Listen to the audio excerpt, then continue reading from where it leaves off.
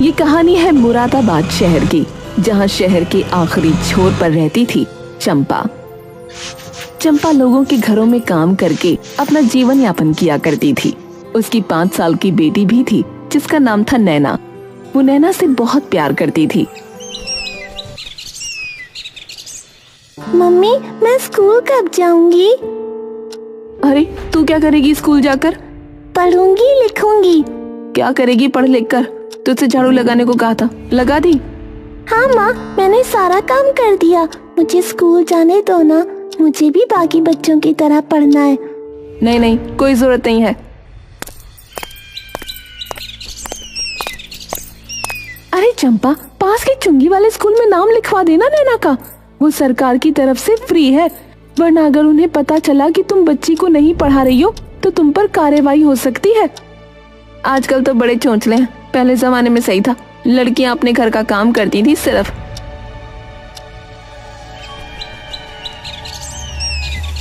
मजबूरन अगले दिन जाकर चंपा ने नैना का एडमिशन करवा दिया।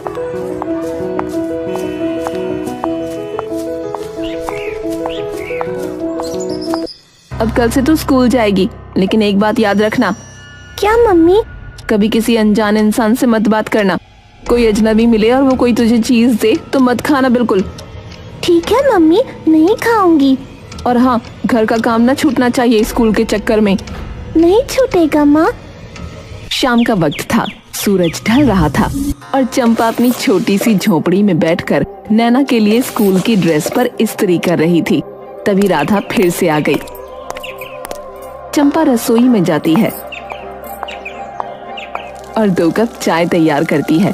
फिर दोनों सहेलियां चाय की प्याली लेकर चौखट पर बैठ जाती हैं। तो अब तो तू स्कूल वाली मम्मी बन गई है। हाँ, बहुत दिन से पीछे पड़ी थी नैना, मेरे तो ये सब समझ में नहीं आता। हाँ वो तो है। अच्छा खैर, अब मेरा एक पुराना हिसाब तो बाकी है। क्या मतलब? याद है ना, तूने मुझसे कुछ साल पहले 5,000 रुपए लिए थे, अब तक 1 रुपया न दिया। हर बार बहाने बना देती है। राधा, तू जानती है ना मेरी हालत कैसी है। कभी नैना बीमार पड़ गई, कभी काम छूट गया, अब किसी तरह उसका एडमिशन कराया है। बस थोड़ा वक्त और दे दे, लौटा दूंगी ना तुझे। तो हमेशा अपनी मजबूरी गिनवाती रहती है, मेरी सुनती है कभी? मैं भी अकेली हूँ, घरों में झाड़ू पोंछा करती हूँ, मेरे भी सपने हैं। माफ कर दे राधा, मैं जल्दी तुझे सब लौटा दूंगी। मेरी बच्ची बीमार है चंपा, उसका इलाज कराना है, अब तो दे दे। हाँ हाँ दे दूंगी। राधा तुनक कर उठती है और बिना कुछ कहे चली जाती है। फिर अगले दिन सुबह स्कूल जाते वक्त नैना कहती है, मम्मी, मेरे स्कूल में सब बच्चे रंग बिरंगे अच्छे अच्छे बैग लेकर आते हैं। मेरा थैला तो गंदा सा है, मुझे भी नया बैग चाहिए। बेटा वो तो बहुत महंगे होते हैं, जब पैसे होंगे तो दिला दूंगी। पर कुछ नहीं, चुपचाप स्कूल जाओ। नैना उदास होकर स्कूल जाती है, लेकिन उस दिन स्कूल के बाहर एक लंबा काला कोट पहने एक आदमी खड़ा होता है। अरे बेटिया सुनो। कौन हो आप? मैं कौन हूँ ये जरूरी नहीं, पर मैं रोज देखता हूँ कि तुम रोज ये थैला लेकर आती हो। क्या तुम्हें बैग नहीं पसंद? नैना को मम्मी की बात याद आती है, कभी किसी अजनबी से मत बात करना, और वो जाने लगती है। अच्छा, अगर मैं तुम्हें एक नया बैग दिला दूं तो? बिल्कुल वैसा जैसे तुम्हारे स्कूल के बाकी बच्चों के पास है। सच्ची? हाँ बेटिया, चलो पास की दुकान तक चलते हैं। नैना उस अजनबी के साथ चल पड़ती है और जाकर बैग ले लेती है। कैसा लगा? बहुत अच्छा, अब मैं सबकी तरह बैग लेकर जाऊंगी, मजा आएगा। हाँ बच्ची, चलो अब जाओ। नैना वहाँ से स्कूल चली गई और फिर जब शाम ढली तो नैना स्कूल से लौटकर घर में दाखिल हुई। उसके हाथ में रंग बिरंगा चमचमाता नया बैग था।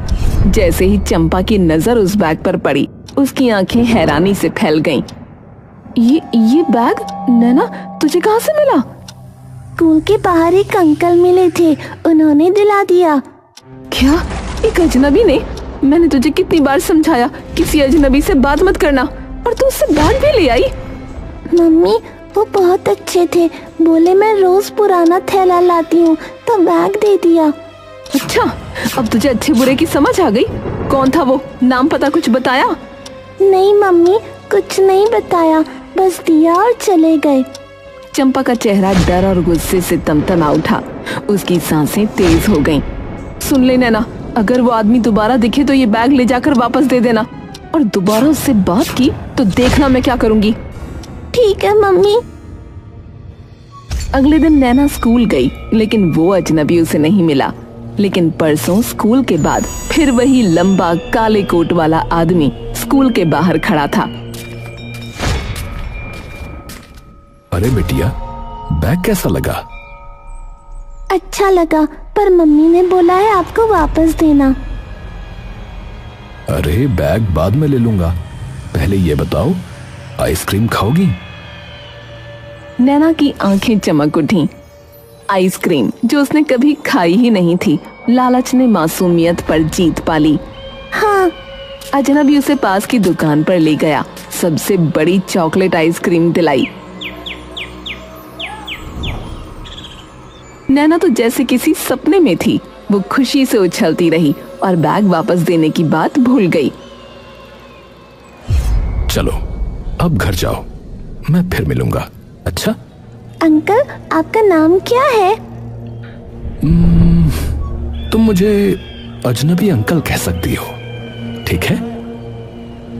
ठीक है अजनबी अंकल, बाय बाय।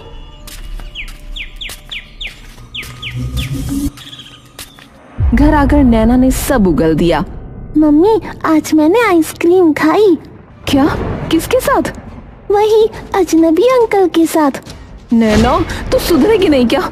मैं तेरे भले के लिए मना करती हूँ, और तू अगर अगली बार उससे बात की ना तो मैं तुझे ऐसा पीटूंगी कि तू याद रखेगी। नैना डर के मारे सिमट गई, लेकिन कहीं न कहीं उसे वो अजनबी अच्छा लगने लगा था, क्योंकि वो उससे प्यार से बात करता था, मिठास से बोलता था, जैसे उसका कोई अपना हो। और फिर एक दिन सब बदल गया। नैना स्कूल तो गई, पर छुट्टी के बाद वापस नहीं आई।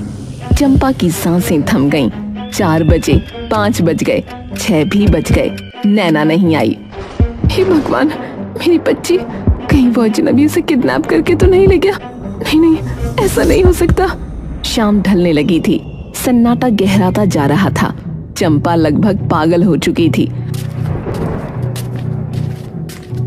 और नैना खिलखिलाती हुई अंदर दाखिल हुई। नैना, तू कहाँ चली गई थी?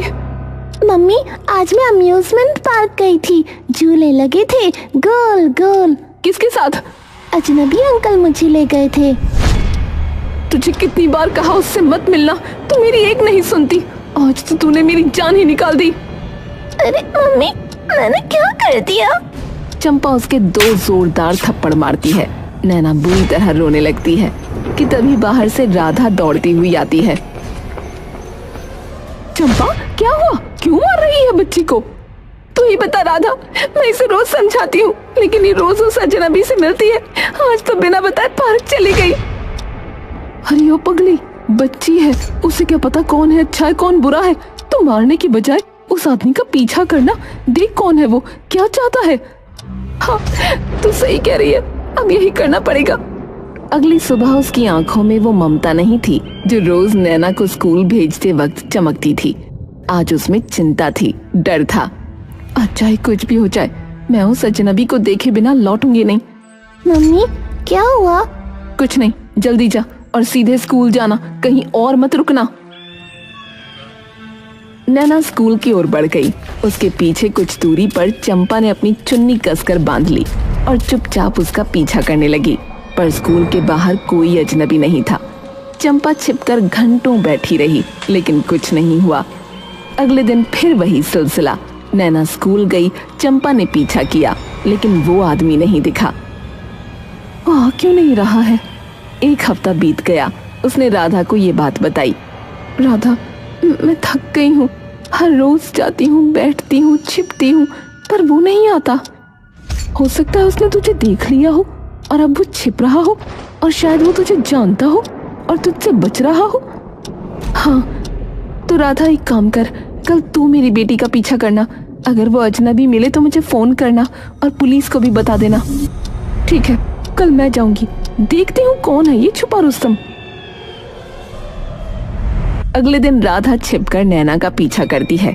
नैना स्कूल जाती है और छुट्टी के समय जब वो बाहर निकलती है तभी दूर से वही अजनबी आता दिखाई देता है।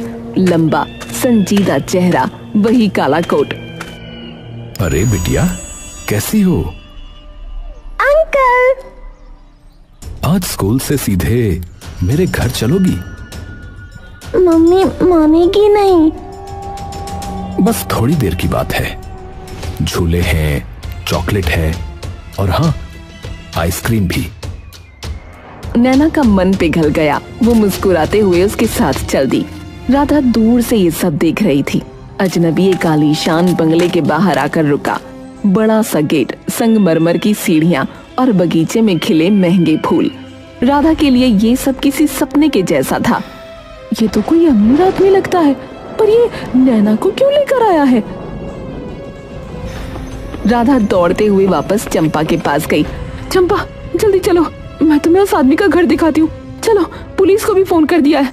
दोनों भागती हुई उस बंगले के पास पहुंची। लेकिन जैसे ही चंपा ने वो घर देखा, उसके पैर जैसे जमीन में धंस गए। उसकी आंखें चौड़ी हो गईं और सांसें अटक गईं। ये तो उसी वक्त गेट खुला और वही अजनबी नैना का हाथ पकड़े हुए बाहर निकला। नैना, इधर आ। चलो चंपा, उसके पास चलते हैं, बेटी को वापस लाना है। लेकिन चंपा का पैर एक कदम भी नहीं बढ़ा। ये औरत मेरे पास नहीं आएगी, क्योंकि इसके दिल में चोर है। ये एक वक्त पर मेरे घर में काम करती थी। क्या? 4 साल पहले राजीव और सोनिया एक खुशहाल दंपत्ति थे। उनका एक ही सपना था, एक प्यारा सा बच्चा। राजीव, मैं प्रेग्नेंट हूँ। क्या कहा? अरे वाह, ये तो सबसे बड़ी खुशखबरी है। उसी दौरान चंपा भी उन्हें बताती है कि वो गर्भवती है। मालिक, मैं भी मां बनने वाली हूँ। अरे वाह, घर में 2 खुशखबरियां।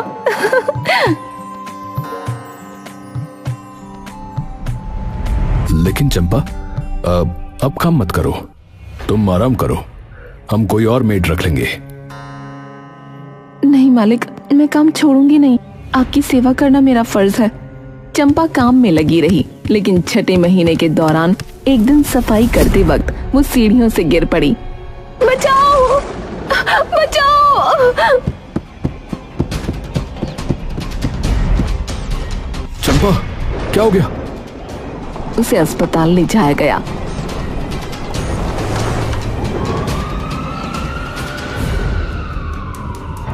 डॉक्टर ने बताया कि उसका गर्भपात हो गया है। अफसोस, बच्चा बच नहीं पाया। चंपा बिलख बिलख कर रोने लगी। तुम लोग जिम्मेदार हो। मैंने कहा था कि काम मत करवाओ, फिर भी कराया। तुम लोगों की वजह से मेरा बच्चा मरा है। लेकिन चंपा, हमने तो मना किया था, तुम ही जिद कर रही थी। हम कैसे जिम्मेदार हैं? तुमने अपनी मर्जी से किया सब। इन सारी बातों के बाद राजीव और सोनिया अपने घर चले गए। और फिर कुछ समय बाद सोनिया की बेटी पैदा हुई। पर जब सोनिया अस्पताल से घर लौटी तो चंपा बधाई देने आई और मौका देखकर बच्ची को अपने साथ ले गई। राजीव ने पूरा शहर छान मारा, हर थाने में रिपोर्ट लिखवाई। मेरी बच्ची मुझे चाहिए। कोई उसे ढूंढो, कोई उसे ढूंढो। राजीव, तुमने चंपा को हमारे घर आने ही क्यों दिया?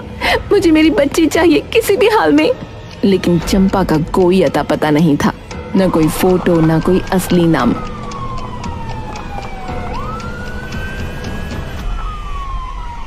क्या हमारी बेटी कभी वापस नहीं आएगी? 4 साल गुजर गए, दर्द बढ़ता गया। उम्मीदें मरती गईं, लेकिन एक दिन किसी ने सोनिया के दरवाजे पर दस्तक दी। कौन है? मैं राधा हूँ, चंपा की पुरानी सहेली। मैं जानती हूँ तुम्हारी बेटी कहाँ है। क्या? तुम कैसे जानती हो? क्योंकि उसने मुझसे कभी नहीं छुपाया। मैं ही थी जो उसे जानती थी, पहचानती थी।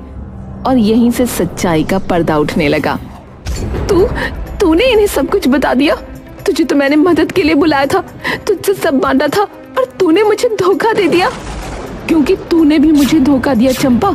मेरे पैसे आज तक न लौटाए और इस चक्कर में मेरी बच्ची मौत के मुंह तक पहुंच गई। मुझे पैसों की नहीं पड़ी है, पर मेरी बच्ची को उस हद तक पहुंचाने के लिए तुझे सजा मिलनी चाहिए। तूने दोस्ती का गला घोटा है, इसलिए अब तेरे राज खोलने का वक्त आ गया है। चंपा भागने की कोशिश करती है, लेकिन तभी पुलिस की गाड़ी आकर रुकती है। पुलिस वाले उसे पकड़ लेते हैं। नहीं, ये अन्याय है। इस आदमी ने मेरे साथ गलत किया था, इसका ही तो कसूर था। मेरा बच्चा मर गया और इसने मुझे मुआवजा तक नहीं दिया। इस देश का कानून भी मेरी मदद नहीं कर सका, तो क्या मैं भी बदला ना लूं? फिर से कहानी गढ़ रही हो। हमें सब सच पता है। डॉक्टर साहब, सामने आइए। वो डॉक्टर सामने आया जिसने चंपा का इलाज किया था। देखिए, चंपा को चोट लगी थी, लेकिन असल बात यह है कि वो कभी गर्भवती थी ही नहीं। उसने मुझे झूठ बोलने के लिए पैसे दिए थे। बोल रही थी कि जब मुआवजा मिलेगा तो और दूंगी। बड़ी कमीनी है तू। और सच तो ये है कि इसकी शादी भी नहीं हुई कभी। बच्चा कहाँ से होगा? अब तक चंपा का झूठ पूरी तरह नंगा हो चुका था। तू चाहती क्या थी? तूने मेरी बेटी को क्यों अपने पास रखा? सच सच बता। मैंने सोचा था कि एक दिन अचानक आ जाती और कहती कि राजीव ने मेरे साथ दुष्कर्म किया था और ये बच्ची उसी की औलाद है। क्या? फिर डीएनए टेस्ट होता और बच्ची तुम्हारी निकलती तो मैं कानूनी रूप से दावा करती, तुम्हारी प्रॉपर्टी में हिस्सा लेती। तुमने हमारी मासूम बच्ची को अपने प्लान का हिस्सा बनाया। तुम जानती भी हो एक माँ की तकलीफ क्या होती है जब उसकी बच्ची उससे छिन जाती है। पुलिस चंपा को गाड़ी में बिठाती है। वो अब भी रो रही थी, लेकिन अब उसके आंसुओं में कोई ताकत नहीं थी, सिर्फ पछतावा था शायद। Mummy, mummy. बेटा, अब मैं तुम्हें कभी नहीं दूर होने दूंगी। अब कोई तुम्हें मुझसे नहीं छीन सकता। अब तू हमारे साथ रहेगी, हमेशा के लिए। मेरी मम्मी। वो तुम्हारी मम्मी नहीं है, मैं हूँ। हम अजनबी नहीं है बेटा, अपने हैं। 4 साल बाद एक टूटा हुआ रिश्ता फिर से जुड़ गया और एक मासूम बच्ची को उसके सच्चे माँ बाप वापस मिले। लेकिन चाहे स्वार्थ के लिए किया हो, पर चंपा भी कहीं न कहीं नैना के साथ ममता के बंधन में बंध गई थी।